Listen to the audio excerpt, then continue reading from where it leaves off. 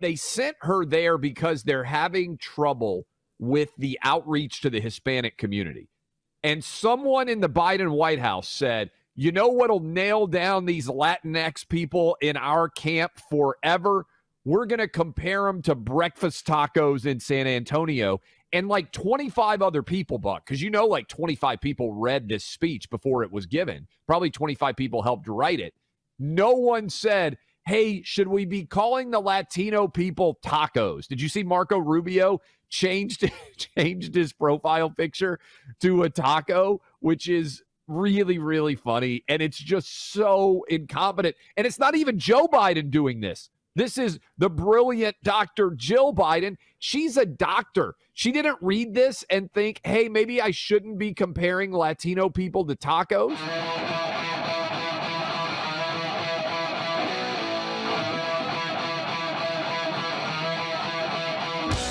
I called this one a mile away. I got to say, yesterday we're talking about the old days in New York City of Mayor Bloombergito. People were calling him for yo estoy el mayor, and he would read the Spanish off the prompter, and it was kind of funny. Just to set the scene here, Jill Biden, the first lady, and I love that they've stopped. You've noticed they're stopped demanding as much. You call her Dr. Jill Biden. It's like Dr. Jill Biden. Slow your roll, My grandfather had an honorary doctorate from Notre Dame. He wasn't walking around saying, call me doctor, right? It's like slow your roll, PhD in education, lady. Anyway, she went to the, not the, Hispanic American conference, whatever, not something, to the Latinx conference, the Democrats are calling this here, Latinx conference, and inclusion.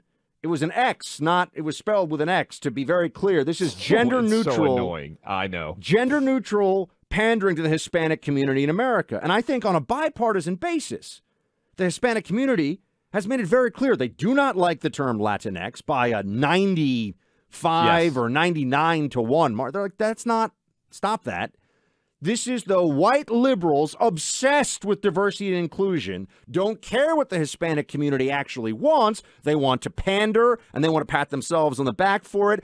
I warned you yesterday, if you remember the show, I was like, this is not going to go well for Jill Biden at this thing. This is how it came out. But we can't get those things on our own.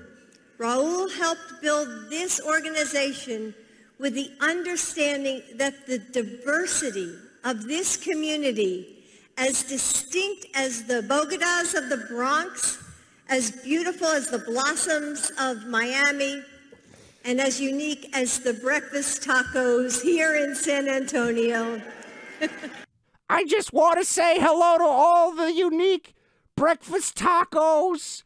The Bogotas. I mean, she's clearly never been to a bodega in her entire life, Clay. How much more cringe pandering can we stand from one first lady?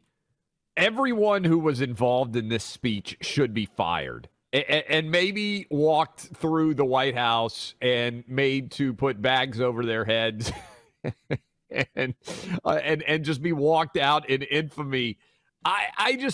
It's one thing. We talk live, Buck, every day for 3 hours. And believe it or not, we're not always going to perfectly phrase our sentences. Everything is not going to be a stellar segment, right? We're not going to be perfect every single time. How many people do you think read this speech? It's, first of all, written by what sounds like a fourth grader trying to write like an eighth grader. Can we listen to that one more time? Because even the breakfast taco line, let's not underrate how awful it's like really bad poetry that they're trying to put together. I would just want to listen to this again. Even the breakfast taco line, which is getting all the attention as well it should, but the whole thing is awful. That whole string. Listen to it one more time. But we can't get those things on our own. Raul helped build this organization with the understanding that the diversity of this community, as distinct as the Bogotas of the Bronx, as beautiful as the blossoms of Miami, and as unique as the breakfast tacos here in San Antonio. So I think they're trying. Note what's trying to go on there. The blossoms of they're trying to use 3 B's together, I think. I mean, it's so bad. She should have just kept going. She should have, as diverse as the quesos in a chalupa. By the way, your Jill Biden sounds a lot like our good friend Joy Behar. A little bit. Like this, little tiny bit. This Jill Biden speech. What I love about this on so many levels is it is a Veep moment for those of you who have watched the Julia Louis-Dreyfus humor. But they sent her there because they're having trouble with the outreach to the Hispanic community. And someone in the Biden White House said, you know what'll nail down these Latinx people in our camp forever?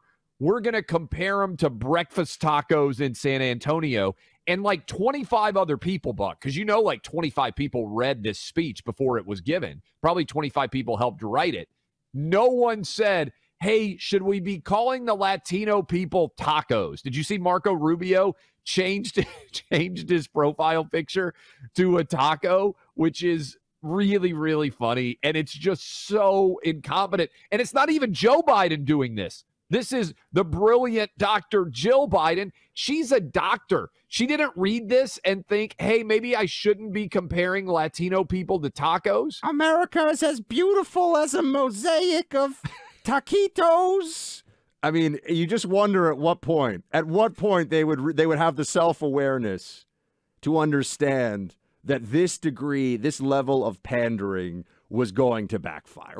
They're going to the Latinx conference. So this is going to be left-wing, the Hispanic community overwhelmingly. And we know this. Democrat, Republican does not like this term that is being affixed on them by the Democrat elites and the media. Where does it even come, the Latinx idea? I don't even... Gender-neutral language so that there's gender inclusivity, so you're not Latino so you're not saying or Latina. Latino and Latina. It's Latinx because there could be a non-binary member of the Latin community. That is exactly why they are doing this. But, I mean, it's also funny that she's, they're throwing in, when they're talking about a bodega, which we've been talking about a lot for a very different kind of story recently, just a Spanish word for a grocery store, right? But they throw that in there to create the perception, I guess, that Jill Biden, she celebrates the Hispanic community all the time. She totally loves going to their bodegas. I mean, you can't. I think in some ways that is even because it wasn't like, look, if she misread it, we misread things. She doesn't know the difference. She's like, I love the bogada. Well, it's also an indictment of her staff. Like, did they not have her read the speech beforehand? And what does blossoms in Miami even mean? Again, they're trying to just tie a bunch of bees together. And for anybody who's wondering, yeah, we're joking around about this, but also she is being deployed as a first lady to make very political, very partisan arguments. This was not a meeting to talk about like a celebration of Hispanic culture or something like that. We're talking about how she, had some swings and misses to start this thing off. But she went into real policy. Listen to this. We will never make the changes we need when so many of our leaders refuse to work together. When politicians block legislation that the majority of Americans want. A ban on guns that only belong on the battlefield. The right to make our own decisions about our own bodies. So this is the most basic Democrat talking point nonsense that she's reading about here, Clay. Imagine, she's going straight into the center of the political arena. This is not First Lady, talking niceties with the White House staff or something. This is the First Lady being used as a political messenger. Just imagine for a second, this never happened. Imagine Melania was out there reading speeches about tariffs on China and how it's time to hold them accountable. She could do that, but then she's totally in the realm of political criticism and political opposition. The First Lady is being used here because I think Joe Biden and his whole team are desperate. So she's almost being used as a policy stand-in, which is different. Yeah, I think you're right. And the reason why they're having to do that is because they thought she's more competent than Joe Biden. And for anybody out there that is a spouse, I had this conversation with my wife recently. I really want to know what she is thinking right now. If she truly loves Joe Biden, right? She married him. She's been married to him for a long time. Let's presume that she does.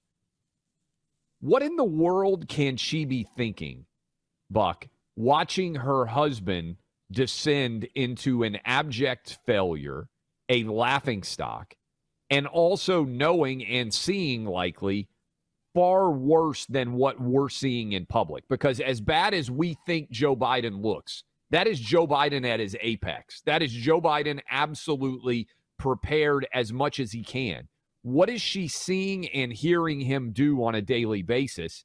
And how responsible does she feel for the fact that she likely has I think we can encouraged answer him this to pretty be in this easily, position? I think, Clay, that she's convinced herself that Trump was going to destroy the country and that it's necessary, even in Joe Biden's current state. I think she's convinced herself of this, honestly, even as his wife, even as seeing him, that Joe is by merely not being Trump. He's saving the country. I think she's convinced herself of that lunacy. I really do. I mean, if someone's going to, they used to psychologically diagnose Trump all the time from afar. I'll psychologically diagnose the first family right now. It's Biden, by not being Trump, is doing the greatest service to his country in living memory. That's the delusion that they're living in. So here's the question that I'll leave everybody with as we go into break here. What is she telling Joe Biden privately about the idea of running in 2024? Because if you're right, Buck, okay, she believes Joe Biden has stepped in and saved the country from Trump. She also is seeing that Joe Biden can't even read off of a teleprompter, and whatever deficiencies and decrepitude we are seeing begin to take over as the dementia expands in Joe Biden's brain.